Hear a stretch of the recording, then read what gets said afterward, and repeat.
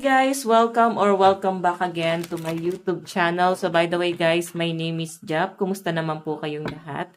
So ayan guys, maraming salamat po pala sa walang sawang pagsubaybay sa ating pong daily love reading. And kung ikaw ay bago pa lang sa ating channel, mag-subscribe na po kayo. Then i-click mo na rin yung ating notification bell para lagi kang updated sa ating mga bagong upload. Okay? So guys, tignan natin kanina ba itong love reading. So by the way guys, tapos na ata yung full moon. So, next full moon na lang po ulit sa mga humahabol. Hindi ko na kayo ma-replyan, guys.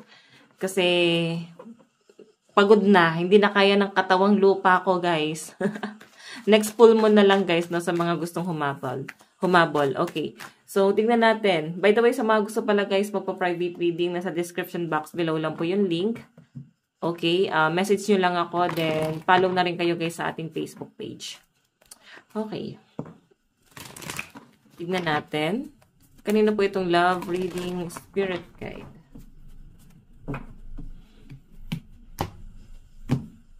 Kanina ba itong love reading?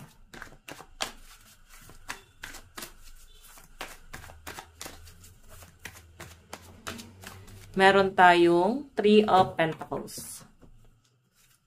Okay, collaboration yung nakikita ko dito. So, siguro ngayon, yung mga nakikita ko dito kasi parang hindi pumapabor sa inyo yung gusto mangyari ng person mo na parang okay naman yung magkaroon ng give and take, no? Ang problema lang dito, guys, parang meron siyang obligasyon sa inyo na parang hindi niya ginagawa. So, yung dating sa akin dito, parang nato-turn off ka. Yan, yes. Parang nato-turn off ka sa person mo. Parang masyado siyang kuripot, no? Parang ang dating, guys, parang pinagdadamutan ka pa niya. Okay? For example, may mga gala kayo ba kay KB?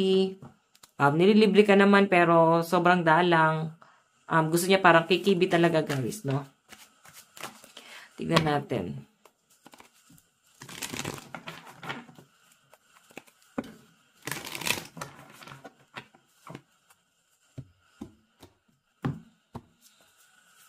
Okay, kanina ba itong love reading? Spirit guide. Meron tayong Two of Swords. O, diba? Yung pinapakita sa akin dito, guys, pwedeng binabalance mo pa eh. Iniisip mo pa rito na baka tama naman, no? Parang tama naman, baka may point naman siya. Baka normal lang to, baka ako lang yung nag-iisip ng mga negative dito sa connection na to. Parang ganun siguro yung tumatakbo sa isip nyo na parang baka iniisip nyo is baka nagiging OA ka lang doon sa sitwasyon na meron ka namang point. Hindi mo lang siya, guys, masyadong alam mo yun, ina-absorb. Parang gano'n. Gano'n yung dating sa akin, guys. Okay? Hindi mo lang masyadong tinitignan na may red flag na talaga dito sa relasyon na to. Kasi yung dating sa akin dito, iniisip mo, baka dapat lang talaga gano'n. At least, di ba, may give and take. At least, may binibigay siya. Pero kasi, guys, parang sobra na. Oo, parang sobra na yung pagiging ano niya dito. Ano ba? Parang sobra na yung pagiging kuripot niya. Okay, hindi na tama yung nagiging trato, parang ganon. Okay, tignan pa natin.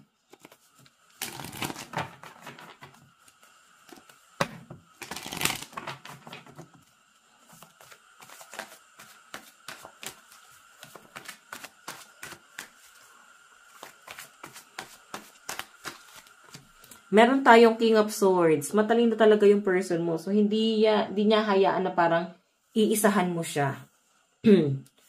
Okay? So, parang yung dating sa akin, guys, hindi siya papayag na parang magiging ganun yung setup nyo. I think baka may matinding trust issue din talaga tong person mo kung bakit siya humahantong sa ganitong sitwasyon. Oo, baka matindi din talaga yung pinagdadaanan niya. So, di ba, hindi natin masabi. Baka kasi, kagaya nga nasabi ko, baka nga may pinagdadaanan siya or pwedeng ang daming betrayal na dumaan sa buhay niya. Parang ang malas mo lang kasi nung nagkaroon na siya, guys, yung dumating na sa point na parang hindi na siya nagtitiwala, is ikaw yan nandoon. Ikaw na yun nandiyan. So, sa inyo niya, guys, ginagawa ngayon yung mga bagay na hindi naman siya talaga dati. Parang binago na lang din talaga siya ng panahon.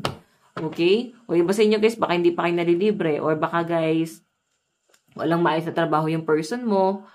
So, pwedeng iniisip ng iba sa inyo na ano ba yung dahilan? Ba't ka nag-i-stay? Pwedeng napag-iisipan nyo na yan. Okay? Wala namang issue kung tungkol lang din naman talaga sa pera. Lalo na kung mahal mo naman. Ang problema lang guys, sobra naman sa pagiging guarded itong person mo. Okay, tingnan natin. Ayun na, parang kinakalma mo yung sarili mo na parang inisip mo, wala naman siguro talagang problema. Baka OA lang ako. Parang ganun. Okay, tignan natin. Kanina po itong love reading spirit guide.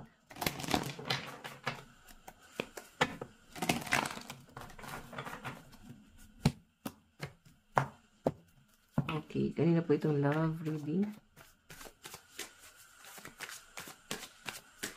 Meron tayong, ayan, 9 of Wands. 9 of Wands. So guys, medyo guarded talaga yung person mo. Oo, hindi natin maikakaila. Guarded talaga siya. Tingnan pa natin. Meron tayong King of Cups. Okay. Tingnan pa natin sa iba nating tarot. So, ito kasi guys, guarded siya, pero mabait naman tong person mo. Siguro kaya ka rin nag-i-stay kasi nakakita mo mabait naman siya eh. Mabuting tao naman siya. So, yun dating sa akin dito. Hindi mo nakikita yung red flag. Kasi tinitignan mo dito is, hindi naman siya nagiging masama sa inyo. Ganun lang talaga yung ugali niya. So, siguro may mga bisyo pa to guys, no? Na hindi nyo guys kayang pigilan. Okay, so yung pinapakita rin sa akin dito guys, parang si person mo, medyo stuck din naman siya sa sitwasyon, no?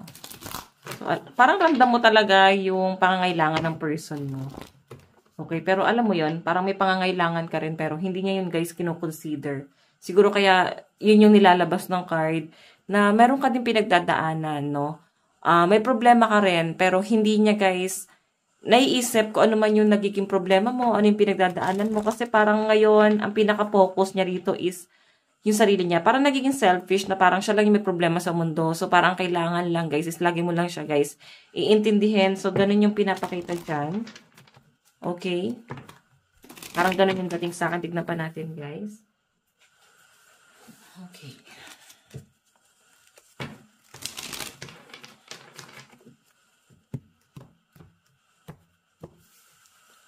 Kanina po itong love reading spirit guide.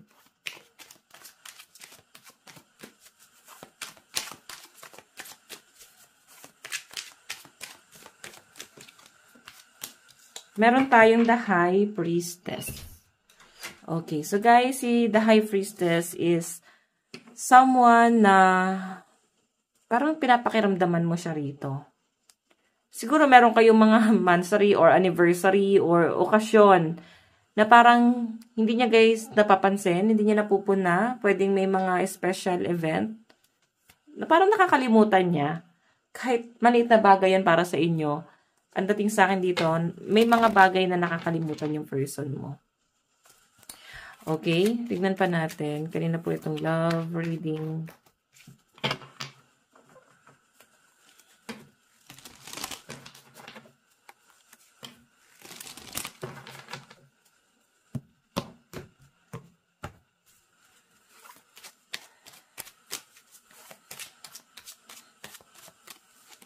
Meron tayong 10 of Cups. Family. 'Di ba? Na parang never niya siguro tinanong, may problema ka ba? Kumusta yung pamilya mo? Parang lagi na lang siya yung pinakikinggan mo. Parang lagi na lang problema niya yung pinapakinggan mo. So ano ba? Medyo ano tong person mo guys? Tawag dito, emotional.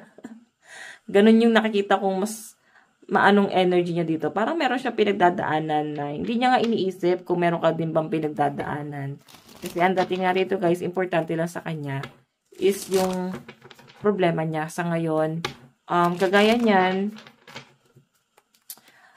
parang kailangan daw niya guys magpaka-workaholic kasi kailangan niya ng pera. Kasi may pamilya siya, merong umaasa sa kanya. So, kung kayo naman guys is nagsasama na, mag-asawa kayo, hindi mo maramdaman yung presensya ng person mo kasi, 'di ba, pinapasan niya pa rin yung responsibilidad niya sa pamilya niya. Yan pa natin.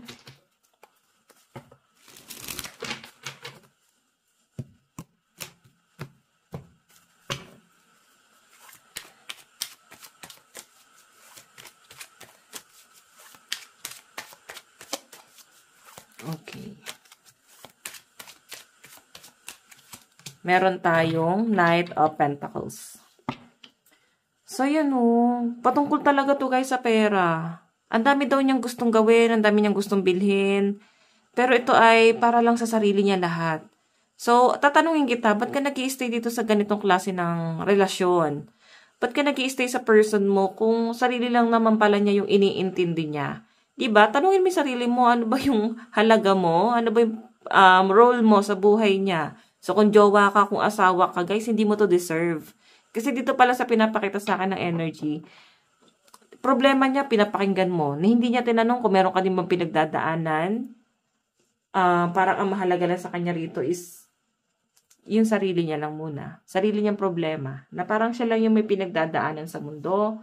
Never mo siya naintindihan, never mo siya naunawaan. So, ganun yung dating sa akin dito, guys. Tingnan pa natin.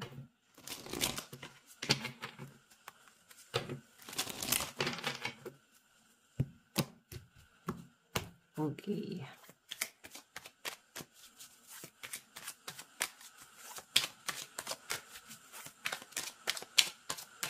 Meron tayong Page of Swords.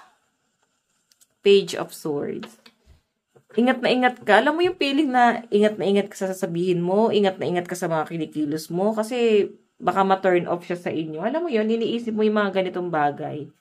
Tapos yung dating sa akin dito, yung person mo, hindi niya iniisip kung ano yung pwedeng makasakit sa inyo, hindi niya iniisip na parang kung paano siya mag-a-adjust dun sa connection yung dalawa. So, ikaw yung lahat, may mga pag-a-adjust dito, guys.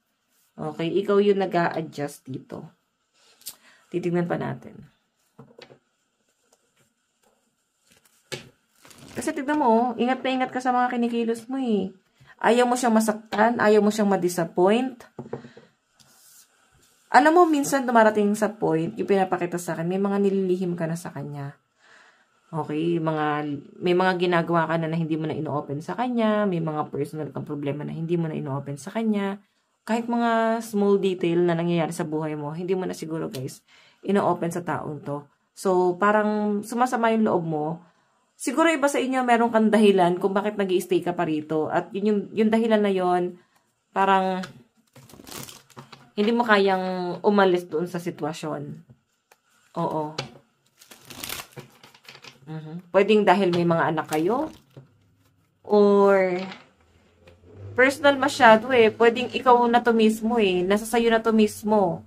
Yung tipong yung iba sa inyo kung wala kayong anak dito, nasa iyo na yung problema kung ba't ka nag-i-stay. Meron ka pa rin tinitig ng dahilan kung bakit ka nag-i-stay dito.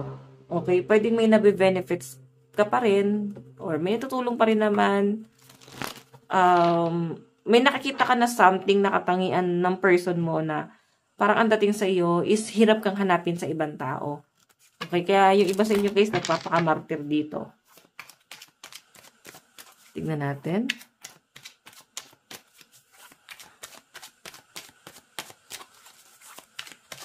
Meron tayong 10 of Pentacles. Family to, So, gusto mong bumuo ng family, kasama siya. Lalo na siguro kung ikaw ay single mom or single dad, solo parent, or pwedeng siya yon. No? Basta may mga ganong kay Merot na nakikita rito. Isa yun sa mga disappointment mo, 5 of Cups. Nagkakaroon ka ng disappointment dito. Kasi, iniisip mo, meron kang ibang obligasyon eh. Lalo na sa mga solo parent guys. Meron kang ibang obligasyon na mas kinukonsider mo. Pero hindi mo siya guys maisip. Hindi mo ngayon maisip yung connection nyo. Kasi siya nga mismo hindi siya nag-o-offer sa inyo ng tulong. Na parang paano kanya, parang alam mo, paano niya talaga paninindigan to. Na hindi nga siya mismo nag-o-offer, no? So yung dating kasi sa akin dito guys, pwede kang iniisip mo dyan. Tanggap niya ba talaga ako? Mahal ba talaga niya ako? Mga ganon yung datingan dito guys. Kung tinanggap ka ba talaga ng person mo. Okay? Ang dami na tumatakbo sa isip mo rito guys. Tignan pa natin. Ang lakas ng mga water sign dito. Cancer, Pisces, Scorpio. 4 of Wands. Marriage to eh. Pwede yun na lang din yung gusto mo eh. May taong may maninindigan sa inyo. Kaya nga nagtitiis ka dito eh. So, pwede may mga pinamumukha siguro sa yung person mo na parang, ako na lang yung tatanggap sa inyo. Parang ganon. Ako na lang yung tatanggap sa'yo. Wala nang magmamahal sa'yo. Kasi ganito yung sitwasyon. alam nyo guys, hindi porke solo parent, is parang tinitignan natin siya bilang, ano ba, kapansanan, hindi kapansanan ng pagiging solo parent, guys, no? Single mom or single dad, wag nyo guys siya, wag nyo itong tinitignan na parang nagiging hadlang para magmahal ka ulit. Nasa isip na lang din talaga yan ng nagiging partner na pinipili nyo, kung paano niya guys titignan yung sitwasyon. Okay, so pwede kasi yung person na yon, ano siya baka hindi ka talaga niya tinanggap. Kaya siguro ang gusto niya rito is, KKB kayo. Ayun siguro ipakita sa inyo na talagang gusto kanyang panindigan, no? Baka hindi ka talaga niya guys gustong panindigan. So, 'di ba? Ikaw na lang yung nag-a-assume dito. Okay, ang lakas ng earth sign, no? Capricorn, Taurus, and Virgo, fire sign, Aries, Leo, Sagittarius. Tignan pa natin additional message pagdating dito sa relasyon na to, spirit guide. Additional message.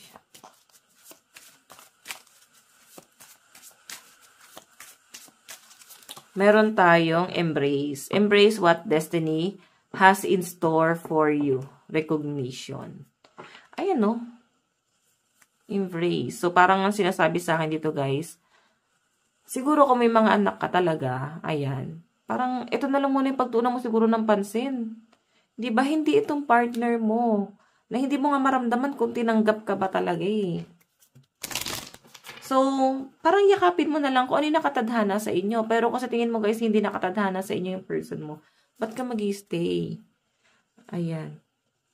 Natatabunan yung aking display. Okay, dadagdagan natin yan. Relax lang. Wala pa tayong budget para madagdagan nyo. May nagbigay lang yan guys, kung ba't meron tayo yan. Oo. Okay. Tingnan pa natin. Meron tayong honor. Honor your loved one and you will honor your loved one and you will notice your relationship becoming stronger. So, parang sinasabi lang dito sa relasyon na to, parang kailangan ina-appreciate ka niya or at least ina-appreciate mo yung person mo. Kumbaga parang, alam mo yon, nandun yung parang i-honor. Parang hindi naman totally sambahin, no? Parang, ipagmalaki.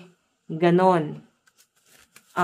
Parang laging nasa top priority syempre yung karelasyon natin. Lalo na kung may pamilya. Kasi yun yung kasama mong bubuo ng pangarap mo Yun yung kasama mong, parang siya yung kasama mo na hanggang sa pagtanda mo So, di ba? Kung ibang tao yung tutulungan, okay lang yon. Pero dapat alam niya kung ano yung priority niya, guys. Tingnan pa natin. Illusion. Ayun, no? Avoid the trap of mistaking a fantasy for a true soul connection. So, pwedeng nag-i-stay ka dito kasi namamanipulate ka na niya. Masasakit na salita yung nakikita kong sinasabi sa inyo nitong taong to. Meron tayong temptation. Ayun, no? May mga temptation sa paligid. May temptation sa paligid ng person mo. Let go. Ayan, no? Bottom of the deck.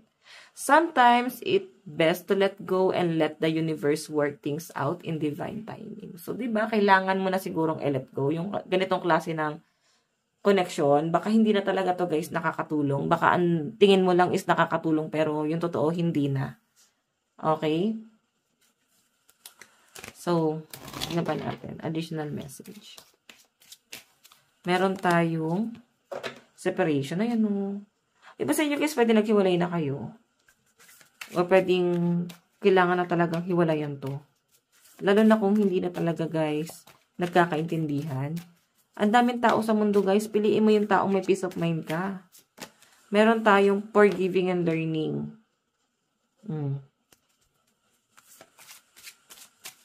Okay, pagpapatawad. So, kung hihingi man daw guys ang tawad sa inyo, pwede kasi naghiwalay na kayo at humihingi ng tawad sa inyo. Okay lang yon. Patawarin mo, then release, no? Hindi ibig sabihin pinatawad mo, is bibigyan mo pa ng second chance. Okay, kung magre-reach out yan sa inyo guys, nasa inyo na yan, no? Kung paano mo kukontrolin yung sitwasyon, kung tatanggapin mo pa ba, or i-let go mo. Kasi dito, may pagdadalawang isip pa Siguro napapaisip ka pa rin na tanggapin. Okay, meron tayong religious factors. Your love life is influenced by your religious upbringing and spiritual path. Soulmate.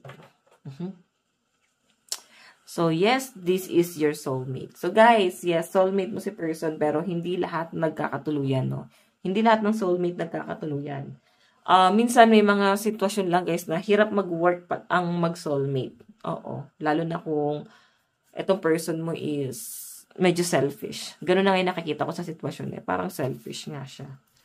Okay? Tignan natin.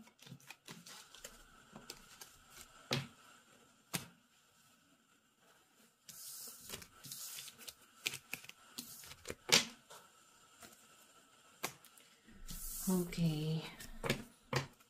Tignan natin, nararamdaman ng person mo sa'yo.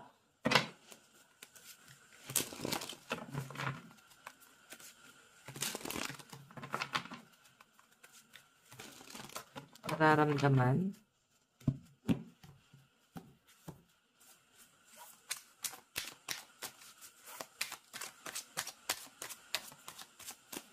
Meron tayong, 'di ba? Justice, oh. Binabalance niya talaga. And parang yung pinapakita niyang personality niya sa inyo, guys, parang wala siyang pakialam, tawa-tawa lang, ngiti-ngiti lang, na parang alam niya 'yon, hindi niya iniisip na may mga problema ka. Ganun yung pinapakita sa akin dito, no? Pwedeng nag-open ka rin ng problema, pero ang dating kasi, nagiging kampante ka kasi nakikita mo na parang nonchalant naman yung person mo. So parang wala lang sa kanya yung problema. So, parang nagiging kampante ka na parang hindi nagiging big deal sa kanya kung ano man yung mga nagiging issue mo. Pero guys, nakikita niya yan. Okay, nakikita niya yan. Hindi lang to nagre-react. Okay? Ayan, no, the Fool. New beginning kasi to, guys. So, parang ang nakikita ko dyan, gusto niya, guys, ng new beginning sa relasyon nyo. Queen of Cups. Pagkapatawad kasi to. Judgment. Minamanifest ka ni person, no? So, hindi mo rin alam kung ano tumatakbo sa isip niya, kung bakit ganon, ang cold na nga niya sa inyo. Parang hindi mo makita yung stability dun sa connection nyo. And, bakit niya pa to ginagawa? Okay? Bakit ka pa niya minamanifest? Bakit gusto pa niya ng new beginning? So, maguguluhan ka eh. Ano yung pinaglalaban ng person mo? Bakit siya ganito? Diba? So, yung malinaw kasi guys na pinapakita sa akin dito. Si person mo, parang ano yan? Takot lang tong mag-isa. Takot tong maiwan. So, kung makakahanap yan ng kapalit mo, pwedeng iwan ka nito. Takot lang siya ng nag-iisa. Okay? Tingnan pa natin.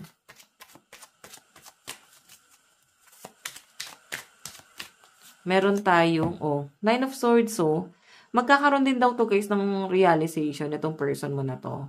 Once na, alam mo yun, once na hindi mo na binibigyan ng pagpapahalaga, once na naisip mo na yung worth mo, na hindi na pala talaga to worth it, no?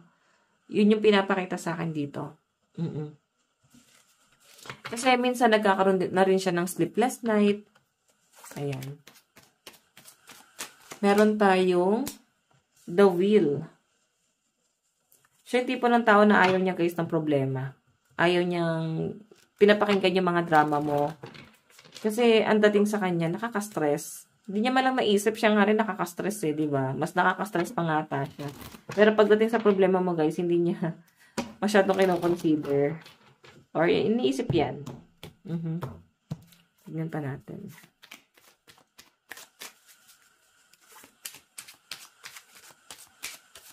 Meron tayong 8 of Wands. So, yung pinapakita sa akin dito, guys, travel.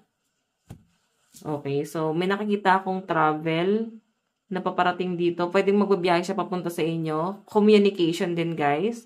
Nagkakaroon siya kasi ng mga sleepless night. Nababalisa siya ngayon. Gusto niya maayos to. Medyo pasaway nga kasi ginagawa niya lang yung mga bagay na gusto niya Tignan natin, ha.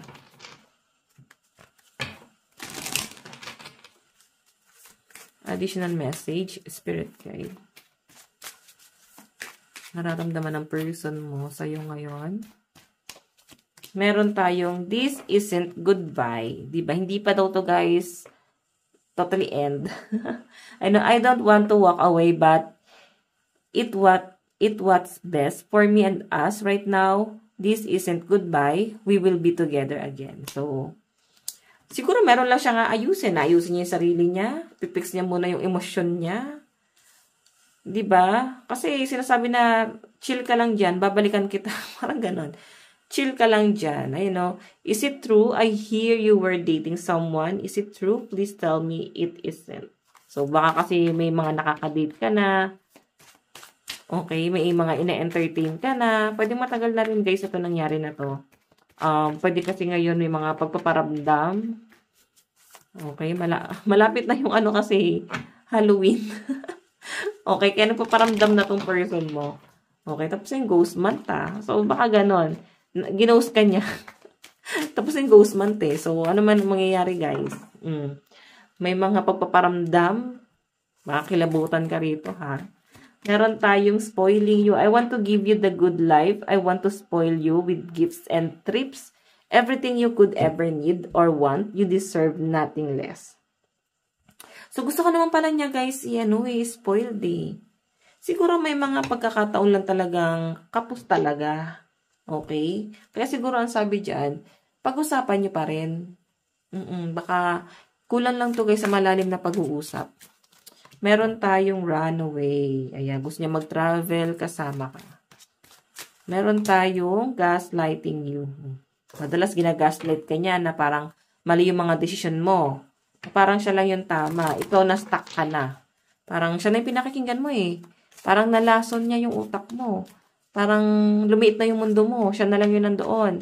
Siya na lang yung pinaniniwalaan mo. Okay, meron tayong you feel like home.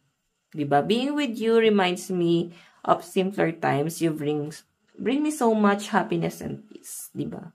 Ikaw yung tahanan niya. Kahit ano mangyari, uwian at uwian niya. Kahit parang ang toxic nito, guys. Tignan natin, guys, yung message. Nasa inyo yan, guys, ha. Ayan, winarningan ko na kayo. Oo. So, sa side ng person mo, guys, malakas ang Libra. So, titignan natin. Tignan nga muna natin. Okay, mamaya na lang pala. Tignan mo natin yung message niya. Ayan, magulo na rin ako guys Okay, ano yung gusto niya sabihin sa inyo? Meron tayong we both know I am not the one for you. Diba? So, nag-decide na siya na parang hindi talaga siya yung para sa inyo. Meron tayong I wish I could share my good news with you. Diba? Ang gulo. Kaya pala naguguluhan na rin ako guys Kasi sinabi niya rito, hindi na siya yung para sa inyo. Pero sabi niya dito guys, gusto kanyang kausapin. Siguro dati kayong best friend or magtropa, magkaibigan. Gusto niyang ibalik yung kung ano man kayo dati. Oo. Meron tayong, it was my fault, but I blame you. Diba? May kasalanan talaga siya. Ang laki ng pagkakamali niya. Pero ikaw nga yung biniblame niya kung bakit kayo humantong dito. So, tignan natin. Zodiac sign. Okay, zodiac sign sa side ni person. Meron tayong Scorpio, Libra, Aquarius, Cancer, and Pisces energy. Virgo, Cancer, Aries, Leo, Taurus, and Pisces, and Gemini. Okay, Scorpio, Aquarius, Cancer, Gemini, Pisces, and Libra energy sa side ng person mo. Okay? Tignan naman natin guys sa side mo.